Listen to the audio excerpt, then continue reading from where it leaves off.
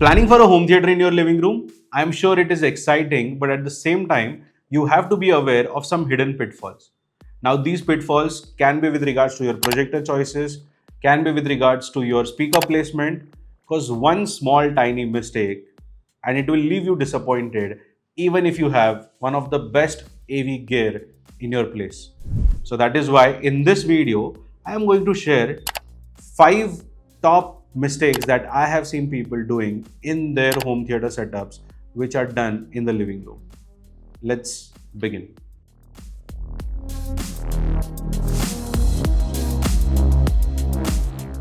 Now, while I walk you through the mistakes that people do in the living room, I am also going to tell you how you can avoid them. So please pay attention carefully. Now, one of the most common problem that I have seen people who are doing projectors or using projectors for their home theater experience in the living room is they do not consider the room factors. For instance, the ambient light in the room is not judged properly. They do not take into consideration the throw distance requirements for the screen.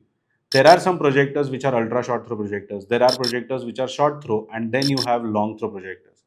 Now, most of the times, I am of the opinion that your projector has to be extremely close to the screen, or it has to be in the opposite side of the screen where it is not coming into the plain side. Because when you have guests walking into your home, they should not see a projector hanging from the ceiling just the way they see a fan hanging in the ceiling, because projectors need to be hidden or they need to be blended with the living room aesthetics. And that is why knowing or calculating this throw distance and then evaluating the projector that fits into that throw distance is extremely crucial. Similarly, if you have got a room which has got too much of ambient light and you are one of the user who is going to use the system even during the daytime, you cannot compromise on the lumens of the projector. So that is why taking into consideration your room dynamics, your furniture, the throw distance, the sitting area is very, very important. And that is how you can avoid this costly mistake of buying a wrong projector in that room. The second mistake that people do is with their screens. Now, screens are very much essential. I still have people asking me whether I should put the projector's image on the wall or is it necessary to buy a screen. Please buy a screen. It is mandatory because you cannot have the same output on a wall. Now that we are clear on the screens, let us understand what are the errors in the screen. Now, most of the times in the living room, the common screen that has been used is a motorized screen. Now, motorized screens are generally installed in the false ceiling so that you don't see that casing, but what you see is that a nice fabric which comes down from the ceiling and gives you a good image. Now, what are the common mistakes here? Well, the common mistake is that people sit on a sofa where the eye level is at 40 inches, but their screen or the center of the image on that screen is somewhere at a height of 6 7 feet. So, the most common thing that people do is that they have to look up. And when they do that, it causes a lot of neck pain or a neck strain, and which is really not recommended for a good home theater experience. So get your calculations done right. Understand what screen size you're going for, what kind of extra backdrop does your motorized screen give you, and how far is it coming from the bottom of the floor. So all of these calculations are extremely important. If you're going for motorized screens which are placed away from the wall, going for a tap tension screen is highly recommended. Similarly, if you're keeping an ultra short throw projector with a floor rise up screen, studying how to make that cabinet is again very, very essential. Now, apart from these errors in the screen, there are other errors as well. The main error being that we do not consider the right viewing angle. Now, what viewing angle works in your room is extremely crucial because that tells you what size of the screen you need to buy. Now, I know there is a lot of numbers that are involved in all of this, but to make your job easy, I am going to give you a link above, which is to our screen calculators. In this link, you have got two options. One, to calculate the width and the height based upon the diagonal.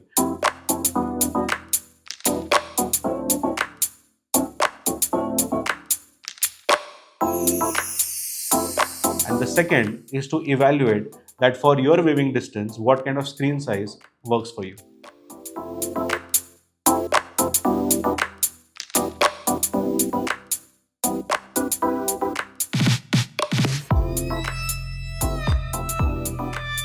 The third mistake that I have seen people doing in their home theaters, especially in the living rooms, is with the speaker placement. Now, this is literally my favorite mistake that you guys do, because we literally crack the speaker placement code. Now, a good immersive sound experience is possible not with the best speakers, but only with the right placement.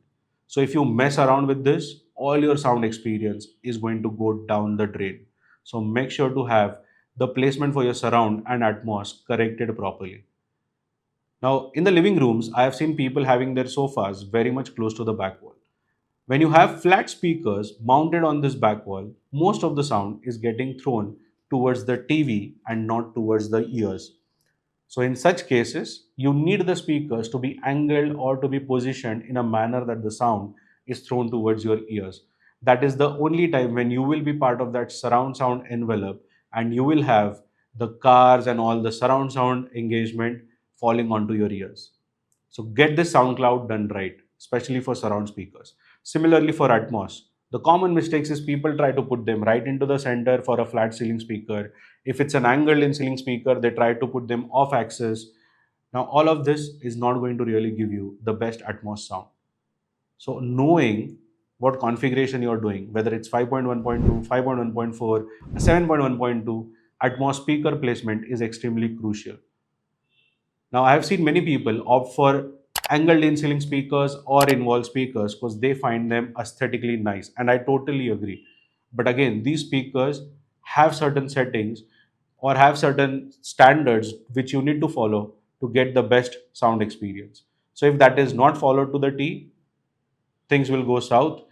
And if you need to avoid this, then you need to check our 2D design service because that literally gives you the exact positions of the speakers from the walls, from the corners, at what height they need to be installed, at what angle they need to be installed. Everything is given in this 2D design service. So make sure to opt for it and get a professional help before investing your lakhs of rupees in a good sound system. Now, the fourth common mistake in the home theaters is with the poor subwoofer performance or a wrong placement of the subwoofers.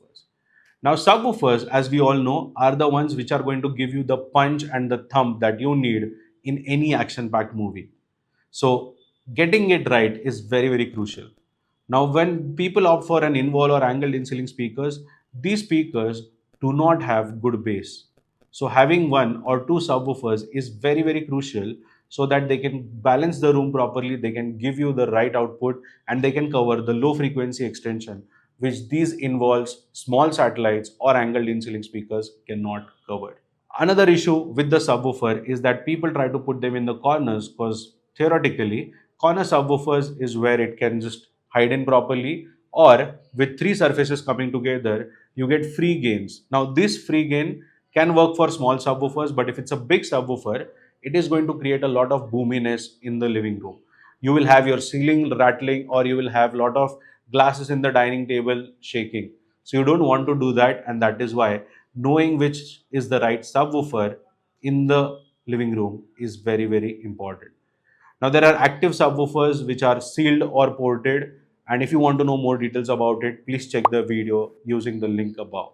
Now, this video will tell you which subwoofers you need to use in the living room. Now, the last and the most common mistake that people do in their living room home theaters is that they skip acoustics. Now, ignoring acoustics is not going to work in the living room home theaters because living room home theaters have got the biggest challenges when it comes to acoustic.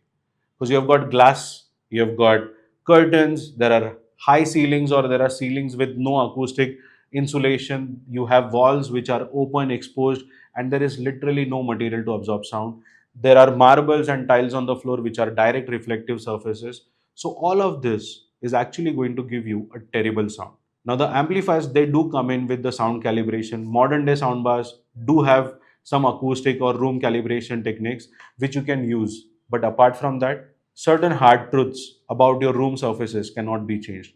And that is where getting a little bit of acoustic panel surfaces pasted on the wall, which can be in the form of a good art form, will work.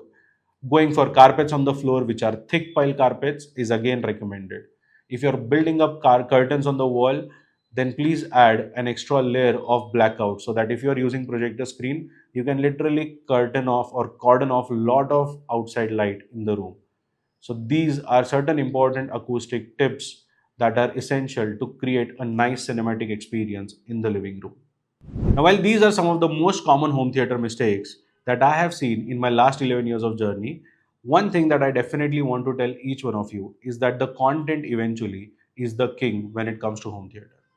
Getting the right content source is very, very crucial. And if you're using smart TVs, you've got your smart TV apps which you can use. If not, try to add a nice OTT streamer like an Apple TV to take care of it. Similarly, if your projectors are not smart enough and you want to have a better visual quality and an auditory experience, then please opt for a better content source. Now I'm going to leave you all with a table where you have a mistake that has been shown, and I'm going to tell you what are the visible symptoms that can be there due to this small mistake. And lastly, I'm also going to tell you the solutions for it.